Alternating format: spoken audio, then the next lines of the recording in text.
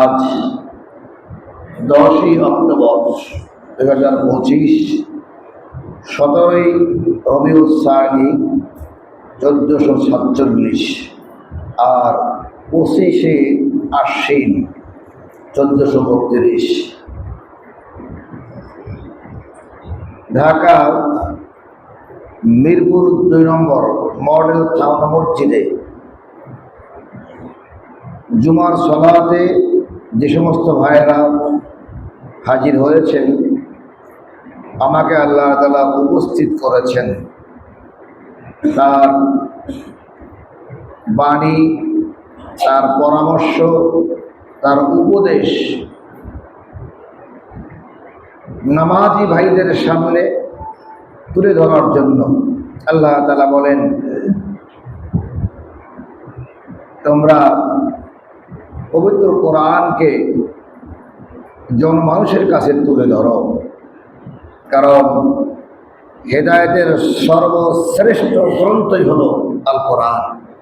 তাই আজকে আল্লাহ তাআলা জুমার সলাতে সত্যের উপরে অবিচল থাকা, খুতবার আলোচনার বিষয় সত্যের উপরে অবিচল থাকা, এই খুতবা শোনার বলার জন্য আল্লাহ তাআলা আমাদেরকে যে সুস্থ রেখে মসজিদে আগমন করার তৌফিক দান করেছেন, এজন্য আল্লাহ পাকের দরবারে শুকরিয়া আদায় করি, আলহামদুলিল্লাহ। দরুদ ও সালাম সাইয়্যিদানা মুহাম্মদুর রাসূলুল্লাহ সাল্লাল্লাহু আলাইহি ওয়াসাল্লামের শানে, যিনি আমাদেরকে ভেঙে ভেঙে ইসলামের প্রতিটি বিষয় শিক্ষা দান করেছেন, আমাদের সামনে তুলে ধরেছেন, স্বগোত্রীয় মানুষের মাতৃভাষায় তাদের সামনে কোরআনের কথা ব্যাখ্যা করেছেন, উপস্থাপন করেছেন। সেই নবীর প্রতি হৃদয়ের সব ভালোবাসা দিয়ে দরুদ ও সালাম পেশ করি। আল্লাহুম্মা সাল্লি আলা মুহাম্মদ সাল্লাল্লাহু আলাইহি ওয়াসাল্লাম। জান্নাত কামনা করি, মাগফিরাতের আশা করি আল্লাহ তাআলার কাছে সকল সাহাবীদের জন্য, সকল দ্বীনের মুজাহিদদের জন্য, সকল ইসলাম প্রিয় মানুষের জন্য, যারা সুচিকিৎসক, সুদমুক্ত জীবন যাপনের আগ্রহী, যারা দ্বীনি শিক্ষা, ইসলামের শিক্ষাকে যারা বাস্তব জীবনে গ্রহণ করতে রাজি, যারা আল্লাহ তাআলার দ্বীন মোতাবেক চলতে চায়, চিকিৎসক, রাজনীতিবিদ, ব্যবসায়ী, কৃষক, শ্রমিক, ছাত্র জনতা, সকল মানুষের যারা আল্লাহ তাআলার এই সৃষ্টির শ্রেষ্ঠত্বকে বিশ্বাস করে, যারা আল্লাহ তাআলার কাছে ধর্ণা দেয়, তাদেরকে আল্লাহ তাআলা ক্ষমা করে দিক, বলুন আমিন। হৃদয়টাকে শীতল বানিয়ে দিক, শয়তানের বহু রকমের প্রতারণা, প্রবঞ্চনা আমাদেরকে ডান বাম, পশ্চিম পূর্ব উত্তর দক্ষিণ সকল দিক থেকে আমাদেরকে ধোঁকা দিতেই থাকে। আল্লাহ তাআলা শেষে বলেছেন, ও শয়তান, তুমি চতুর্দিক থেকে ধোঁকা দিলেও একটা জায়গা ফাঁকা রয়েছে, আমি আল্লাহ তাআলা উপর থেকে আমার বান্দার উপর রহমত দিয়ে তোমার সকল ধোঁকাকে আমি নস্যাৎ করে দেব। ওমা কারু ওমা কারাল্লাহ আল্লাহু খায়রুল মাকিরিন। আল্লাহ তাআলা আমাদের সকল শয়তানের, জিন শয়তান, মানুষ শয়তান, মিনাল জিন্নাতি ওয়ান নাস, সকল শয়তানের প্রতারণা, প্রবঞ্চনা থেকে আমাদেরকে রক্ষা করে দ্বীনের পথে অবিচল থাকার তৌফিক দান করুন। সকলে বলুন আমিন। প্রিয় ভাইয়েরা, সত্যের উপরে অবিচল থাকার মধ্যে রয়েছে একটা বিশাল কর্মপন্থা, সিদ্ধান্ত নেওয়া, কর্মপন্থা ঠিক করা। আমি হাদিস কোরআনের আলোকে এই ব্যাপারে আপনাদের সামনে উপস্থাপন করতে চাই। প্রিয় ভাইয়েরা, পৃথিবীতে সবচেয়ে বড় সত্য হলো আল্লাহ। কি? এই বড় সত্যটা দেখা যায় না, বড় সত্যটাই আল্লাহ। আল্লাযীনা ইউমিনুনা বিল গায়ব ওয়া ইয়ুকিমুনাস সালাতা ওয়া মিম্মা রাযাকনাহুম ইউনফিকুন। এরাই অদৃশ্য আল্লাহ তাআলাকে না দেখে যারা বিশ্বাস করবে, তারাই পেয়ে যাবে মহান আল্লাহ তাআলার নৈকট্য, দয়া, অনুগ্রহ, ভালোবাসা এবং সকল গুনাহ থেকে আল্লাহ তাআলা মুক্ত করে দেবেন। এ ক্ষমতা আল্লাহর আছে না নাই? আপনাকে গুনাহ শয়তান যতই করাক, আপনি ভুলে বালে যে গুনাহ করে ফেলেন, আল্লাহর সাথে যদি সম্পর্ক থাকে, আপনি বলবেন আল্লাহ তুমি আমাকে মাফ করে দাও। আল্লাহ তাআলা বলেন লা তাকনাতু মির রাহমাতিল্লাহ, তোমরা আমার রহমত থেকে নৈরাশ হবে না, কখনো না। কারণ তুমি সবসময় মনে রাখবে সবার উপরে এক সত্য, আল্লাহ তাআলা তোমার জন্য আছে। অদৃশ্য আল্লাহর ব্যাপারে বলতে যে কাফেরেরা হাতটা তামাশা করলো, তারা বলল যাকে দেখি তারাই তো কিছু করতে পারে না, আর যাকে দেখি না সে আমাদের কি করতে পারবে, সে কোথায় থাকে, কেমনে সে কি করবে। আল্লাহর নবীর কাছে প্রশ্ন করার জন্য তারা ঐক্যবদ্ধ হয়ে গেল। আল্লাহ তাআলা বলে দিলেন নবী গো, ওদেরকে বলে দিন وَإِذَا سَأَلَكَ عِبَادِي عَنِّي فَإِنِّي قَرِيبٌ أُجِيبُ دَعْوَةَ الدَّاعِ إِذَا دَعَانِ فَلْيَسْتَجِيبُوا لِي وَلْيُؤْمِنُوا بِي لَعَلَّكُمْ تُرْحَمُونَ। আল্লাহ তাআলা নবীকে বললেন, নবী ওদের বলেন যে অদৃশ্য যে আল্লাহ, আমি বলছি তোমাদের সামনে, তিনি নিজেকে এভাবেই প্রকাশ করেছেন, কিন্তু তিনি বলছেন যখনই ওয়াইদা সাআলাকা ইবাদি আন্নী ফাইন্নী করিব, তার ব্যাপারে প্রশ্ন করলে সে কোথায় আছে বলবে সে খুব নিকটে আছে বান্দা। ওয়ালাকাদ খালাকনাল ইনসানা মিন সুলালাতিন ওয়া নাহনু নাকরাউ ইলাইহি মিন হাবলিল ওয়ারিদ। আল্লাহ তাআলা বলেন এই আয়াতে, অনাহানু আমি থাকি কোথায়, হাবলিল ওয়ারিদ, একেবারে সাহারগ, এই রগের থেকেও আমি আল্লাহ বান্দার কাছেই থাকি। সুবহানাল্লাহ। অদৃশ্য এই সত্যটা মেনে নিতে পারি, যদি এই সত্যটা গ্রহণ করতে পারি, যদি আমার আল্লাহ আমার সাহারগের থেকেও কাছে থাকে, তাহলে আমার হাত, আমার মুখ, আমার চোখ, আমার কান দিয়ে কোনো অপরাধ করার সাহস কি আমার হওয়া উচিত? উচিত না। আমি মহান সত্য আল্লাহ তাআলাকে যদি জানতেই পারি, এই জ্ঞান যদি পরিশুদ্ধ হয়, নির্ভেজাল হয়, আল্লাহ আমার এই রগের থেকেও কাছে, তাহলে কি করে আমি এই মুখ দিয়ে গালি দেই? কি করে আমি আমার চোখ দিয়ে খারাপ দৃষ্টিতে আমি তাকাই? কি করে আমার কান দিয়ে সেই গান আমি শুনি?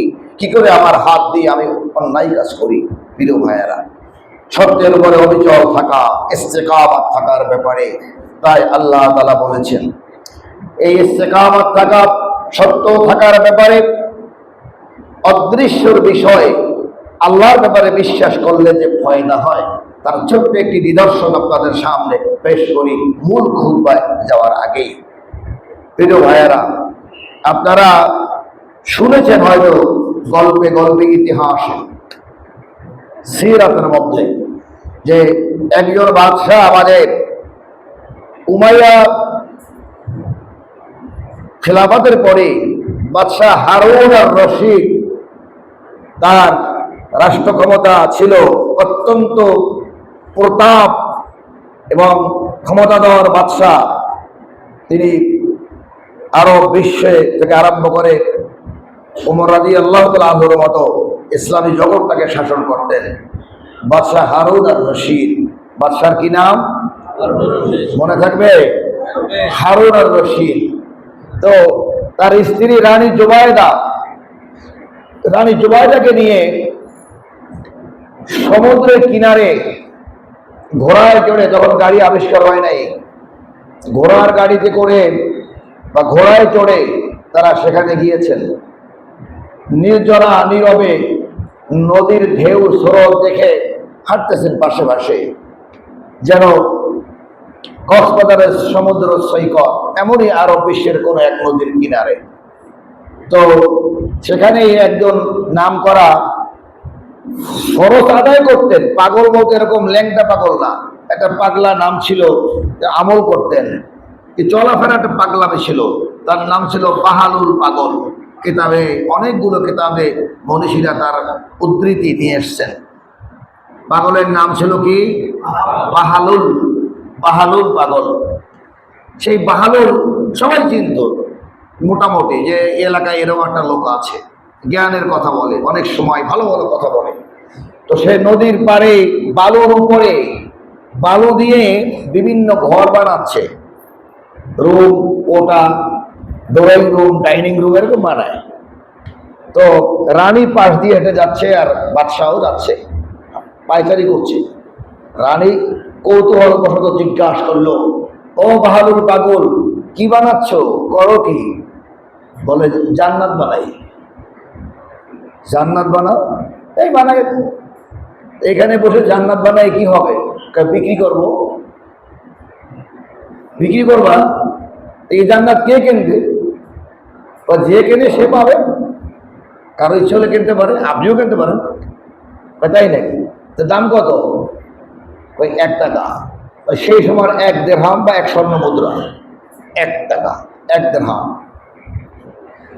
রানী তাড়াতাড়ি তার ব্যাগ থেকে বের করে 1 স্বর্ণ মুদ্রা দিয়ে, ওই যুগের 1 টাকা দিয়ে বললো, দাও আমাকে জান্নাতটা দিয়ে দাও।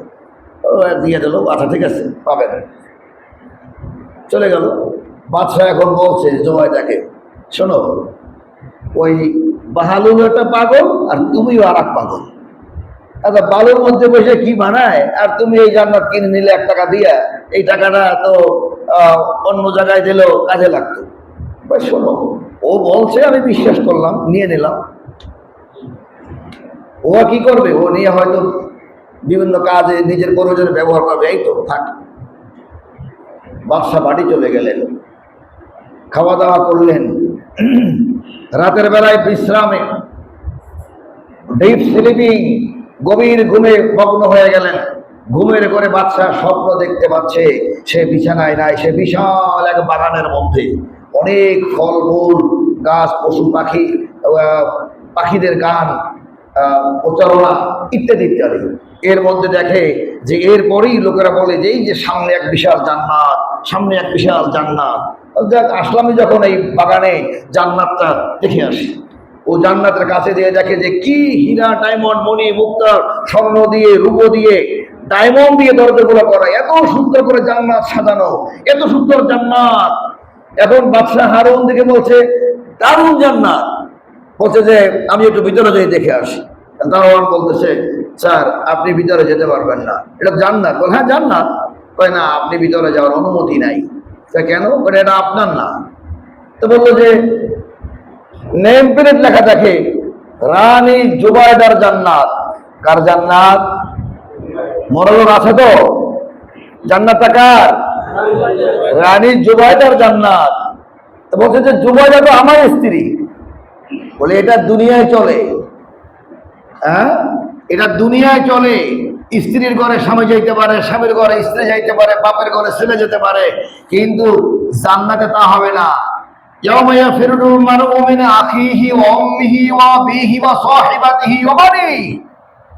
সেদিন ছেলে, মেয়ে, বাবা, স্বামী, স্ত্রী, যার যার তার তার কি যেন বলবে, ইয়া নফসি, ইয়া নবী পর্যন্ত ইয়া নফসি, ইয়া নফসি।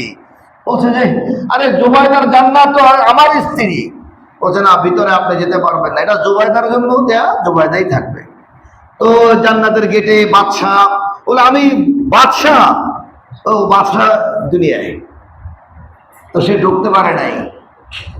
এভাবে তার রাগে কষ্টে ওখানেই ঘাম হয়ে গেল, ঘুম পেয়ে গেছে। ঘুমতে উঠে দেখে যে স্ত্রীর পাশেই আছে জুবাইদা। এখন বলে, ধাক্কা দিছে, জুবাইদা, জুবাইদা ওঠো ওঠো।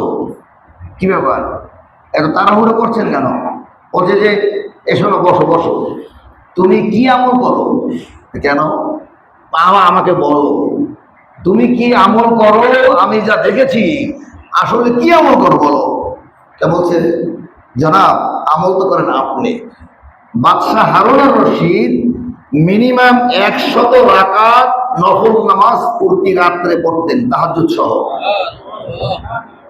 100 রাকাত রাষ্ট্র চালিয়ে সব কাজ শেষ করে দেশ ভ্রমণ করতে গেলেও মানে যা করার রাষ্ট্রপতি হিসাবে এটা করে এসে সে রাতে যেখানেই থাকতো মিনিমাম 100 রাকাত পড়তেন নফল নামাজ তাহাজ্জুদ সহ। বলছেন জনাব আপনি তো তাহাজ্জুদ আপনি করেন, নফল আপনি পড়েন, সারাদিন শুকরিয়া আল্লাহর আপনি করেন, আমল তো আপনি করেন, আমি তো তেমন আমল করি না। না না তুমি কি যেন একটা করো, তুমি আমাকে খুলে বলো তুমি কি করো।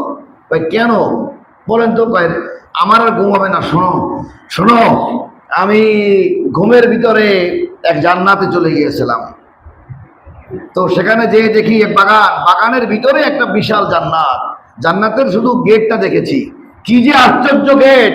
আমার মনে চেয়েছিল ভিতরে ঢুকবো, কিন্তু আমাকে দারোয়ান ঢুকতে দেয় নাই। সে বলে এটা রানী জুবাইদার, দেখলাম তোমার নাম লেখা ওই জায়গায়, এই জান্নাত তোমার, আমারটা তো হলো না। তুমি বলো কি করেছো? ভাই আমি তো বলতে পারি না আসলে কি হবে। পরে বলতে বলতে বলে আচ্ছা ওই যে নদীর পাড়ে গেছিলাম, তো ওই যে পাগলেরা বললো যে একটা জান্নাত কিনতে পারেন, তা আমি 1 টাকা দিয়ে কিনলাম, ওইটা নাকি আবার। বলে বাদশার মন ঘুরে গেছে, হতেও তো পারে। আমি কি করলাম? আমি যে নিলাম না, আমি দেখি নাই তাই নেই নাই, ও কি বাবু দিয়ে জান্নাত বানাইছে। এখন পরের দিন বাদশা ফজর টজর করে আবার ওই টাইমে ঘুরতে যাই, দেখে যে পাগল আছে, ও স্বর্ণ মুদ্রা একটা নিয়ে গেছে যে আজকে আর ভুল করবে না। বাহালুলকে দেখে বলছে বাহালুল কেমন আছো, কি করো? সে আগের মতোই কোনো রকমের প্রতিক্রিয়া নেই, একভাবে। বাদশাহ আসছে এরকম ভাবও নাই, বানাইতেছে। কয় জান্নাত বানাই, মনে মনে কয় যাক তাহলে তো আজকেও জান্নাত বানাইতেছে। জান্নাত বানাই, তা বানাই কি করবা? বলে বিক্রি করবো। কয় কার কাছে? যে কেউ কিনতে পারে, যে টাকা দেবে সেই পাবে, আপনিও কিনতে পারেন। মনে মনে কয় আমি এই জন্যই তো আসছি। ভালো দাম কত? কয় জান্নাতের দাম হলো বাগদাদ রাষ্ট্রের অর্ধেক, বাগদাদ রাষ্ট্রের অর্ধেক। আর সিংহাসনটা, সিংহাসনের ক্ষমতা আর অর্ধেকটা দিয়ে দেবেন, আর বাকি অর্ধেকে আপনি থাকবেন দুনিয়া যতদিন আছেন। এই হলো জান্নাতের দাম। বাদশা বলে যে এটা কি করলে তুমি? তুমি গতকালকে না 1 টাকায় দিলা। স্যার বাদশা গতকালকে যে কিনেছে সে না দেখেই কি করছে, সে বিশ্বাস করে না দেখেই সে 1 টাকা দিয়ে কিনেছে, সে পেয়ে গেছে। আপনি তো আজকে জান্নাত দেখে আসছেন। সুবহানাল্লাহ বলবেন না? বাহালুলও এই খবর রাখছে যে রাতে সে জান্নাত বসে বসে দেখছে। আরে ও তো না দেখে, ওর 1 টাকার দাম তো 20 কোটি পৃথিবীর সমান। ও তো না দেখে জান্নাতের কথা শুনেই সে দাম করে দিয়েছে যে জান্নাত পাওয়া যায়, দিলাম 1 টাকা নিলাম। আর আপনি আজকে জান্নাত দেখে তারপরে আসছেন, বুঝছেন যে তার দাম বা কত। প্রত্যেকটা ইট হলো স্বর্ণের এবং মুক্তার ক্রিস্টালের, এরকম করে কাটনিগুলো, দাম কেমন বুঝছেন? বাদশা আমভোগ হয়ে গেল, পকেটে হাত দিয়ে ওই 1 টাকা নিয়ে খালি মশরায় কি কয় না বুঝে লই। এখন তো চিন্তা এসে গেছে, বাদশাহীও যাবে, আবার অর্ধেক বাগদাদের লিখেও দেয়া লাগবে জান্নাত। এরও ভাইয়ারা সবচাইতে বড় সত্য হলো আল্লাহ। কি বলেছিলাম? আরো জোরে বলেন। আল্লাহ কি দেখা যায়? কিন্তু আল্লাহকে বিশ্বাস করতে হবে এভাবেই যে যার আল্লাহ কোরআনে, রসুল হাদিসে যখন যত জায়গায় আল্লাহর কথা বলবে, এই কথাগুলোকে কোনো যুক্তি তর্ক না দিয়া এক কথায় বিশ্বাস করার নাম হলো সত্যের পরে প্রতিষ্ঠা থাকা।